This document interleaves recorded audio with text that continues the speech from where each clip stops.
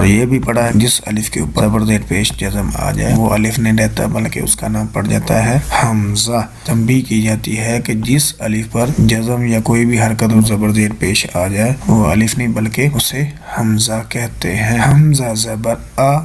حمزہ زیر ای، حمزہ پیش او، آ ای او، اس کو آ ای او ایسے نہ پڑھیں، سٹیپ نہیں بنانے، ترتیب کے ساتھ جیسے کتب کتب ایسے نہیں کریں گے۔ آ ای او، آ ای او لمبا تو کرنا ہی نہیں زبر زیر پیش کو، یہاں پر نہیں کرنا۔ حمزہ زبر آ، حمزہ زیر ای، حمزہ پیش او، آ ای او، ہا زبر ہا، ہا زیر ہی، پڑھتے وقت بھی ہا زبر ہا ایسے لمبا نہیں کر دینا کیونکہ زبر زیر پیش چھوٹی ہوتی ہے۔ ہا زبر ہا، ہا زیر ہی، ہا پیش ہو، ہا ہی ہو، ہا ہی ہو ایسے نہیں، ہا ہی ہو تینوں برابر ہو جائیں گے۔ عین زبر آ، عین زیر عی، عین پیش عو، عی او، ہا زبر ہا، ہا زیر ہی، ہا پیش ہو، ہا ہی ہو۔ ہمارا ترجمے کے سبق ہے وہ آیات چل رہی ہیں جن کے اندر اللہ پاک نے منافقین کا ذکر کیا ہے۔ وَإِذَا قِيلَ لَهُمْ آمِنُوا، یہاں تک ہم نے پڑھ لیا ہے۔ آمنو کے اندر ہم نے سیکھا تھا آمنو میں میم جو ہے اس کے نیچے زیر آ جائے تو ترجمہ ہوتا ہے تم ایمان لاؤ، اگر میم کے اوپر آ جائے زبر تو ہوگا ترجمہ وہ ایمان لائے۔ تو اذا کے بعد جب ماضی آئے تو وہ ترجمہ مضارع کے اندر چلا جاتا ہے تھا، اور جب کہا جاتا ہے ان سے آمنو تم ایمان لاؤ، آگے ہے کما، کما جہاں بھی آ جائے، کما جس طرح ہوتا ہے اس کا ترجمہ یا جیسے ہوتا ہے، جس طرح یا جیسے۔ کاف شروع میں آ جائے ویسے بھی جہاں بھی کاف کا بھی جس طرح ہی ہوتا ہے، کا مثالی جس طرح مثال ہے، تو کاف شروع میں آئے جس طرح کاف آخر میں آئے تو تجھ آپ، یہ ترجمہ ہوتا ہے جیسے یا کا، من قبل کا، آخر میں کاف آیا تو کما جہاں بھی آئے جس طرح ہوگا اس کا ترجمہ یا جیسے ہوگا۔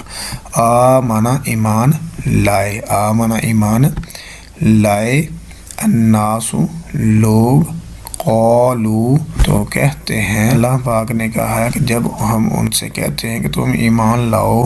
جیسے صحابہ کا تذکرہ کیا کہ ایمان لانا ہے تو اس طرح لائیں، جیسا کہ صدیق اکبر، عمر رضی اللہ تعالیٰ عنہ، عثمان، علی رضی اللہ تعالیٰ عنہ یا اس طرح کے دیگر صحابہ کرام جو ہیں جیسے وہ ایمان لے کر آئے ہیں ویسے ایمان لائیں۔ قالو کہتے ہیں آ کیا، آ ترجمہ اکثر آ اکیلا آ جائے حمزہ زبر آ تو اس کا ترجمہ ہوتا ہے کیا، تو یہاں پر پیچھے ایک آیا تھا آ انذرتہم، اس کا ترجمہ بھی کیا ہونا تھا، یہاں پر ترجمہ ہے خواہ۔ کاف شروع میں آئے تو ہوتا ہے جس طرح، یا کما ویسے ہی آ جائے اس کا ترجمہ ہوتا ہے جس طرح۔ آ کا ترجمہ ہوتا ہے کیا، نؤمنو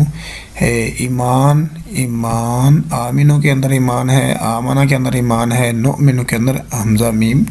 نون ایمان ہی ہے، کیا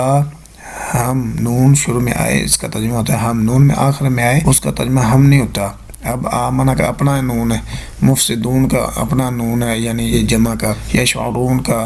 نؤمنو کا، آمنہ کا یہ اپنا نون ہے، اس نون آخری کا ہم ترجمہ ہوگا اس نون کے بعد الف ہو، جیسے آمنا یہ آیا ہے کہ اس نون کے بعد الف ہے یا کھڑی زبر آئے تو اس کا ترجمہ ہوتا ہے ہم، جو آخر میں آئے ہے اس نون کا، نؤمنو نون آخر میں جو آئے اس کا ہم نہیں ترجمہ ہوگا بلکہ شروع میں جو نون ہے اس کا ہم ہوگا۔ دن اور رات کے یعنی صبح شام کے اذکار چل رہے ہیں، پڑھ لیا ہے کہ آیت الکرسی جو ہے یہ صبح اور شام ایک ایک مرتبہ پڑھنی ہے، آخری تینوں کل یعنی سورۃ الاخلاص، سورۃ الفلق، سورۃ الناس یہ صبح اور شام تین تین مرتبہ پڑھنی ہے۔ اگلا ذکر ہے، اگلی دعا ہے صبح اور شام 10 مرتبہ پڑھنے والا عمل۔ رسول پاک صلی اللہ علیہ وسلم نے فرمایا ہے وہ بندہ فجر کی نماز کے بعد اور مغرب کی نماز کے بعد یہ دعا پڑھتا ہے تو اللہ تعالیٰ کے نامہ اعمال میں 10 نیکیاں لکھ دیتا ہے۔ صبح 10 مرتبہ پڑھتا ہے، شام کو 10 مرتبہ پڑھتا ہے، جب بھی 10 مرتبہ پڑھتا ہے اس کے 10 نیکیاں لکھ دی جاتی ہیں اور 10 گناہ معاف کر دیے جاتے ہیں اور 10 درجات بلند کر دیے جاتے ہیں، اور بنی اسرائیل میں سے 10 غلام آزاد کرنے کا اجر مل جاتا ہے۔ 5 اجر ہیں اس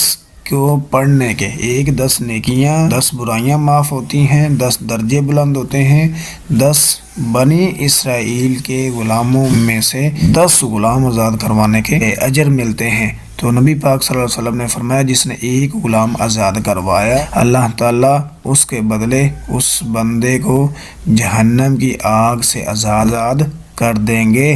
حتیٰ کہ فرمایا کہ جس اعضاء کو جس کروائے گا، ہاتھ پانوں جس بھی چیز کو آزاد کرائے گا، اس کو بھی جہنم سے محفوظ فرما دیں گے، تو بچا لیں گے۔ تو 5 ہیں۔ 5واں جو ہے سب سے بڑا، اللہ تعالیٰ اگر صبح پڑھے گا تو شام تک جنوں سے شیطانوں سے بچا لے گا، اور شام پڑھے گا تو صبح تک جنوں سے بچا لے گا۔ ایک عامل تھے راقی یعنی دم کرنے والے، وہ جن نکال رہے تھے تو جن نکل نہیں رہا تھا، تو عامل نے کہا کہ تو اس سے نکل کر میرے اندر آ جا، اگر تیرے اندر اتنی طاقت ہے تو میرے اندر آ کے دکھا۔ تو جن آگے سے کہتا ہے کہ میں تیرے اندر نہیں آ سکتا،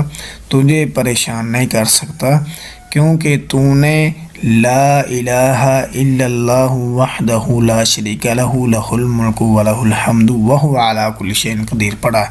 نبی پاک صلی اللہ علیہ وسلم کی صحیح حدیث، فرمایا کہ جو صبح پڑھ لیتا ہے شام تک اس کو شیطان جو ہیں وہ ٹچ بھی نہیں کر سکتے،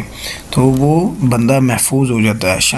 شام کو پڑھے صبح تک محفوظ ہو جاتا ہے۔ تو فرمایا کون سی دعا ہے؟ لا الہ الا اللہ وحدہ لا شریک لہ لہ الملک ولہ الحمد وہو علی کل شیء قدیر۔ بہت پیاری حدیث، چھوٹی سی حدیث ہے، چھوٹی سی دعا ہے، آسان ہے، بار بار آپ نے پڑھی ہیں، آپ کے اذکار میں چلتی رہتی ہے یہ دعا۔ اور ایک روایت کے اندر آتا ہے کہ 100 مرتبہ پڑھنی ہے، اس کے اندر 10 مرتبہ ہے۔ اور نبی پاک صلی اللہ علیہ وسلم نے فرمایا کہ انسان جو مسلمان سے ہاتھ ملاتا ہے، یعنی ایک سلام منہ سے کرنا ہوتا ہے، ایک ہاتھ سے ہاتھ ملا کے یعنی مصافحہ کرتا ہے، تو دونوں بندوں کے جنہوں نے آپس میں مصافحہ کیا ہے، ہاتھ ملایا ہے، جب تک ہاتھ ملا رہتا ہے اس وقت تک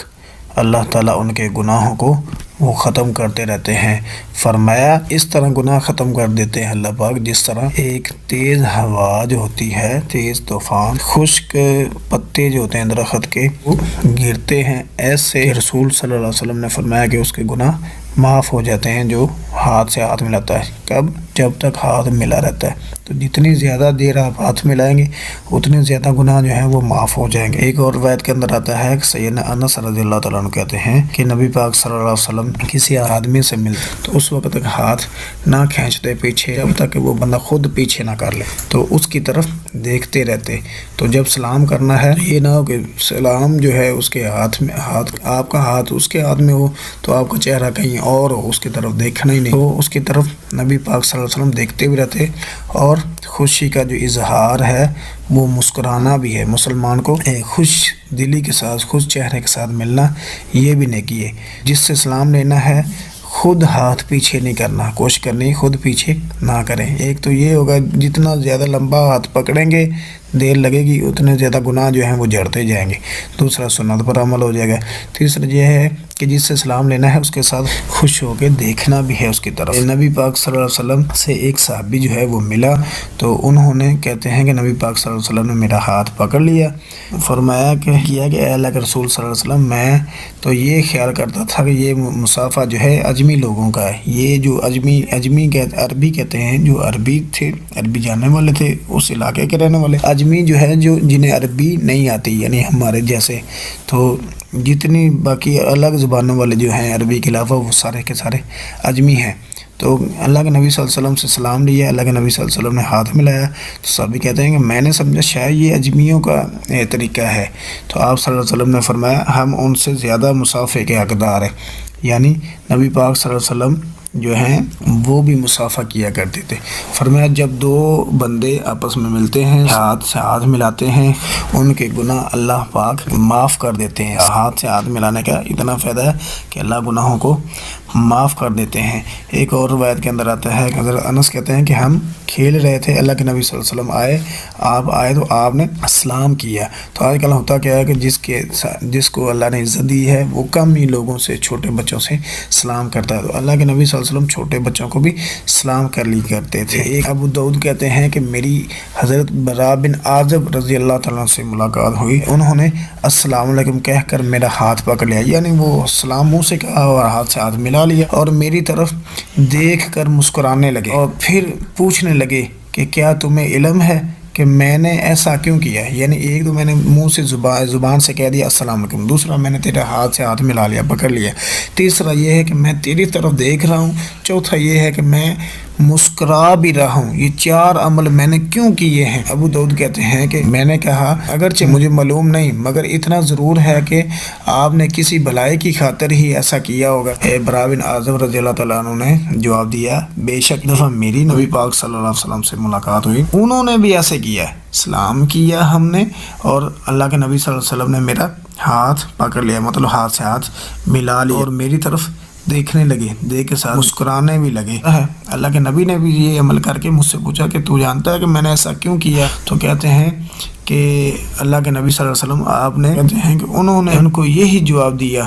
جو تو نے مجھے جواب دیا تھا۔ تو نبی پاک صلی اللہ علیہ وسلم نے فرمایا جب بھی 2 بندے 2 مسلمان آپس میں ملتے ہیں، ان میں سے ایک سلام کہہ کر اللہ کی رضا کے لیے دوسرے کا ہاتھ پکڑ لیتے ہیں، یعنی ہاتھ کے ساتھ ہاتھ ملا لیتا ہے، ان کے ہاتھ جدا ہونے سے پہلے اللہ تعالیٰ ان کے گناہ معاف کر دیتے ہیں۔ سلام منہ سے بولنا یہ بھی اجر ہے، اور ہاتھ سے ہاتھ ملا